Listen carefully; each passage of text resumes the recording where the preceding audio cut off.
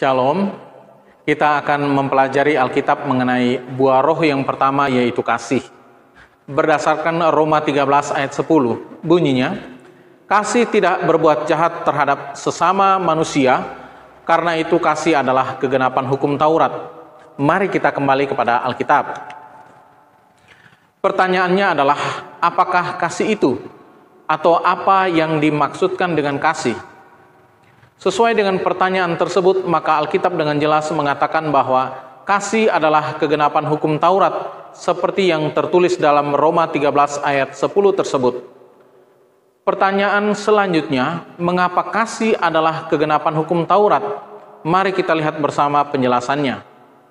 Ada satu kisah di dalam Matius 22 ayat 34-40, juga tertulis dalam Markus 12 dan Lukas 10. Jadi ada 3 rasul yang menulis cerita yang sama dan mereka saling melengkapi dalam cerita ini.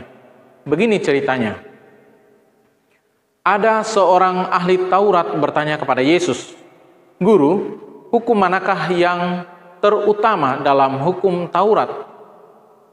Dalam tata bahasa Indonesia, kata manakah dalam ayat tersebut menunjukkan ada beberapa pilihan dalam satu kelompok atau satu wadah. Contoh, ada satu wadah dan di dalam wadah tersebut ada beberapa benda. Salah satu benda yang ada di dalam wadah itu adalah benda yang terpenting atau yang terutama. Kita kembali ke hukum Taurat tadi. Jika wadah itu adalah hukum Taurat, maka di dalam hukum Taurat ada beberapa hukum lagi atau ada hukum-hukum lain lagi. Dan ada salah satu hukum yang terutama dalam wadah hukum Taurat tersebut. Oleh karena itu, ahli Taurat tersebut menggunakan kata manakah dalam pertanyaannya itu, yaitu hukum manakah yang terutama dalam hukum Taurat. Dalam cerita yang sama, menurut Lukas 10 ayat 26, jawab Yesus kepadanya, "Apa yang tertulis dalam hukum Taurat? Apa yang kau baca di sana?" Sebelum orang itu menjawab, Yesus menjelaskan kepadanya bahwa hukum yang terutama adalah kasihilah Tuhan Allahmu dengan segenap hati, jiwa, akal budi, dan kekuatan. Dan hukum yang kedua adalah kasihilah sesama manusia seperti diri sendiri. Dan ahli Taurat itu pun mengulangi kalimat yang sama seperti yang Yesus ucapkan. Jadi, apa yang Matius dan Lukas tulis terangkum di dalam tulisan Markus. Hukum kasih yang Yesus sedang jelaskan itu adalah salah satu hukum yang ada dalam hukum Taurat. Ini berarti ada beberapa hukum lagi yang ada dalam hukum Taurat. Hukum kasih yang Yesus jelaskan adalah hukum yang dipraktekkan secara vertikal dan horizontal, yaitu kasih kepada Allah secara vertikal dan kasih kepada manusia secara horizontal. Vertikal dan horizontal adalah juga simbol kepada salib Yesus sendiri.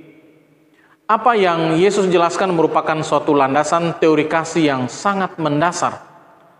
Landasan teori kasih itu perlu dipraktekkan dalam kehidupan nyata. Pertanyaannya, bagaimanakah praktek kasih itu? Yaitu kasih kepada Allah dengan segenap hati, jiwa, akal budi, dan kekuatan, dan kasih kepada manusia seperti diri sendiri. Sebetulnya apa yang Yesus jelaskan dalam teori kasih tersebut adalah merujuk kepada 2 loh batu yang ditulis oleh jari Allah sendiri di dalam Keluaran 31 ayat 18. Tulisan pada 2 loh batu itu dikenal sebagai 10 perintah yang terdapat di dalam Keluaran 20. 2 loh batu itu, yang satu menjelaskan hukum kasih kepada Allah, dan yang satu lagi menjelaskan hukum kasih kepada manusia.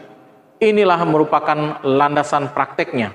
Secara lengkap bisa dibaca di Keluaran 20, tapi saya akan menulisnya secara ringkas seperti yang ada di papan tulis ini. 2 loh batu. Loh batu yang pertama mengatur hubungan kasih kepada Allah, dan loh batu yang kedua mengatur hubungan kasih kepada sesama manusia. Loh batu yang pertama berisi 4 hukum, dan loh batu yang kedua berisi 6 hukum. Hukum yang pertama, jangan padamu Allah lain, ada Allah lain.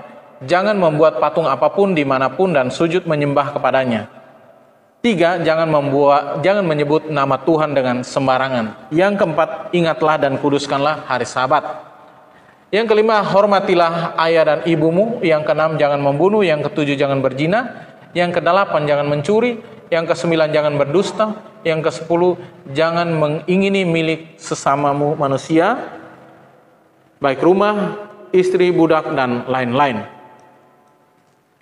Pada 2 loh batu inilah tertera semua hal tentang bagaimana kita mengasihi Allah dan mengasihi sesama manusia. Contoh penjabaran lanjutannya mengenai praktek kasih ini bisa dibaca di dalam Roma 13 ayat 8 sampai 14 dan di kitab-kitab lainnya dalam Alkitab. Sekali lagi, tulisan pada 2 loh batu itu selain disebut sebagai 10 perintah, para teolog menyebutnya juga sebagai hukum moral. Di dalam Yohanes 14 ayat 15 mengatakan, "Jikalau kamu mengasihi aku, kamu akan menuruti segala perintahku." Berdasarkan ayat ini, maka kita harus menjalankan yang namanya 10 perintah secara utuh. Tuhan memberikan 10 perintah itu sehingga kita harus menjalankan 10. Jangan kita menjalankan 9. Kasih kepada Allah yaitu dari nomor 1 sampai dengan 4. Kasih kepada manusia yaitu dari nomor 5 sampai 10. Ini harus kita jalankan semua. Tuhan kasih 10, jangan hilangkan 1 secara pikiran sendiri. Masalahnya adalah yang menjadi pertentangan dalam 10 perintah itu terletak di hukum yang keempat, yaitu ingatlah dan kuduskanlah hari Sabat. Ada yang menguduskan hari ke-7 hari Sabat atau hari Sabtu. Ada juga yang menguduskan hari pertama, hari Ahad atau Minggu. Fakta sejarahnya dalam sebuah buku, yaitu buku Kemenangan Akhir bab 3, adalah perayaan kebaktian hari Minggu itu dimulai pada awal abad ke-4. Jadi selama kurang lebih hampir 400 tahun itu jemaat mula-mula, yaitu Roma, Korintus, Galatia, dan seterusnya, tidak menjalankan kebaktian pada hari Minggu. Hampir 400 tahun atau hampir 4 abad itu bukanlah waktu yang singkat. Tidak ada fakta Alkitab yang menyatakan bahwa kebaktian pada hari Minggu itu adalah perintah Allah. Tidak ada fakta Alkitab bahwa umat Tuhan diperintahkan untuk menguduskan hari Minggu. Berdasarkan fakta sejarah, menguduskan hari Minggu adalah perintah manusia. Jadi benarlah firman ini, Matius 15 ayat 9, mengatakan, "Percuma mereka beribadah kepadaku sedangkan ajaran yang mereka ajarkan ialah perintah manusia." Jadi selama abad pertama sampai awal abad keempat, waktu yang cukup lama itu jemaat mula-mula tetap menjalankan kebaktian pada hari Sabat.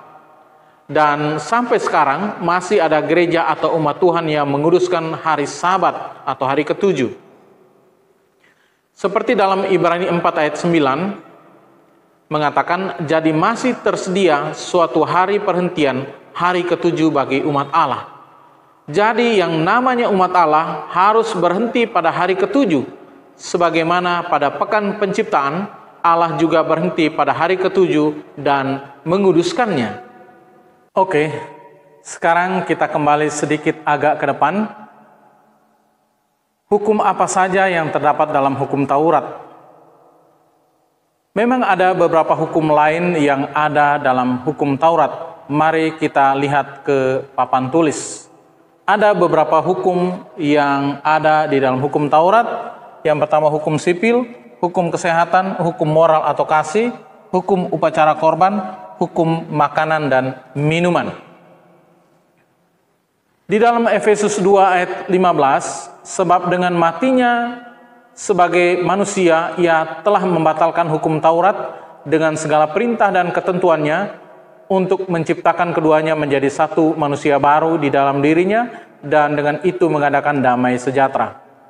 Hukum Taurat yang dibatalkan adalah hukum Taurat mengenai hukum upacara korban. Ya, hukum upacara korban inilah yang dipakukan di kayu salib karena Yesus adalah korban sesungguhnya, dan hukum upacara korban merupakan upacara korban bayangan.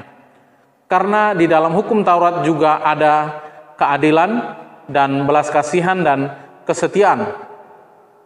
seperti yang dicatat di dalam Matius 23 ayat 23. Dan ketiga hal ini tidak mungkin dibatalkan.